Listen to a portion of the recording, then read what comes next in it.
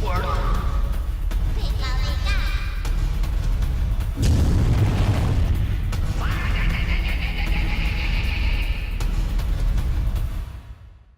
YouTube, what's going on? This is Cheeseboy628 here today giving you a tier guide for UU Hyper Offense. And this was requested on my last tier guide video, so if you want me to do any different tier guides, please feel free to comment on my most recent tier guide for what tier guide you want to see next. That way I will be able to just look back at that video. It'll be much easier for me to look at. I know I had a couple other suggestions, but this is the first one I was able to refer back to. So in case you were wondering about my uploading schedule recently, yes, it has been later than I've wanted it to be, and that's just because I've been doing a ton of things the past few days, but thankfully it's starting to slow down a bit, so I should be able to get daily uploads at a more regular time. So as you may have noticed, this is the Trick Room team that NashPlay made for me a little while back, and I think it definitely demonstrates hyper offense in UU, and it's a really awesome team to show off what makes it hyper offense. So let's get right into that. So a hyper offense team is pretty straightforward. You're going to want some very fast pokes, and you're also going to want them to be very strong.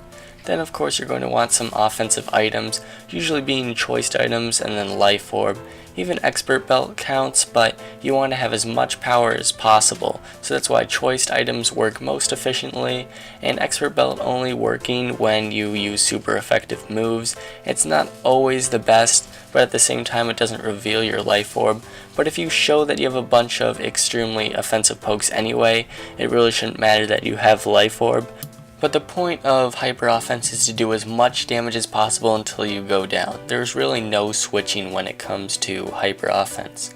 But there are occasionally times where you are able to set up, but I'm not talking sub Calm Mind or anything like that. I'm talking about a straight up nasty plotter sword stance, because you want to get in as much damage as possible, and there's always the potential chance of sweeping. And finally, you're going to want diverse typing. As you can see by NashPlay's team, none of them share a common typing, and that's so all of their stab moves are able to affect as many pokes as possible for super effective damage, and hopefully just completely destroying the opponent. But there are certainly ways to defeat this team, so let's see what its weaknesses are. So the first issue hyper offense teams have are revenge killers. And revenge killers are usually scarfers, but basically their goal is just to outspeed the opponent and just take it out clean. And the thing is, if there is something that is able to take out your poke right away and you want to switch out, your other poke is probably going to die just because of how frail your team is due to being completely invested in attack and speed. Now, it's also annoying to face walls when you have hyper offense, because especially when you have life orb plus willow or toxic can be extremely frustrating, as it'll just wither you down and you'll probably hardly be able to get past that wall. Opponents using a more defensive form of setup can also be pretty annoying to face, because if you have a scarfed poke that's trying to do as much damage as possible, but it has certain defense drops or attack drops, it's not going to be doing too much and you'll have to switch out, which just gives a free setup move for that opponent to do, and since they're more defensive, they'll probably be able to take a hit from you even though you're extremely invested in attack, and they may be able to just sweep you clean. Now, it's also annoying that the opponent may have priority, because usually if you're scarfed or just choiced in general, you're not necessarily going to invest in a priority move, and so if you're at a fairly low amount of health, which you probably will be brought down to just because of how frail your pokes usually are, priority will be able to just knock you out, and it'll just be really annoying to lose a potentially vital poke to your team. It can also be annoying to face someone who uses protect or is just plain defensive, and they're usually just scouters to see what kind of sets you're running, and the thing is, if you're choiced, they'll know exactly what you're going to use, and then they can switch out if necessary, and if you try over predicting with like a U-turn or volt switch. And so instead of gaining momentum, you may have just lost it completely, because now you have to potentially make a hard switch out into a poke you hope that will do a decent amount to whatever your opponent's team has. And then finally, Prankster. It's very popular in the tier, especially Sableye.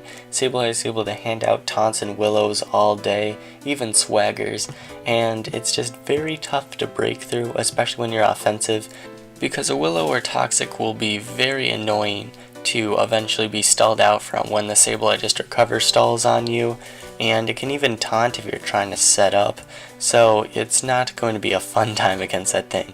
Although Sableye is pretty frail, they're usually invested completely in some defense, so be careful for that, and plus it can just abuse your attack stat by using foul play, so it doesn't even need any attack investment anyway. So be very careful, especially when using physical attackers against Sableye, whether they have Will-O-Wisp or foul play. So if you set up on anything, make sure it's something that's actually setup fodder, such as Glagger, since it's usually not really invested in attack and it's just meant to wall you completely. And otherwise, you're just going to be doing a ton of revenge killing. Just make sure you outspeed and you have something to hit the opponent hard. And that's all you need for UU Hyper Offense.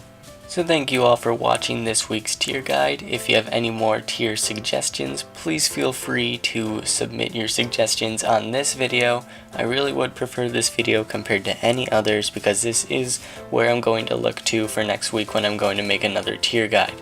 Now in other news, I am just doing a ton of Wi-Fi battling. I'm usually getting about a battle a day. I want to make sure the content's pretty good. And for those who don't know, Wi-Fi recording is pretty annoying as the DS battle scene goes at its own pace and only later can you speed up the process. The battles are still fun and they're definitely visually appealing, but I'm just letting you guys know that it's not the easiest to always get Wi-Fi battles. I may eventually increase my schedule for Wi-Fi battling, but I'll let you know on Saturday about any more information regarding that. But anyway, thank you all for watching, like, comment, sub, and until later, peace.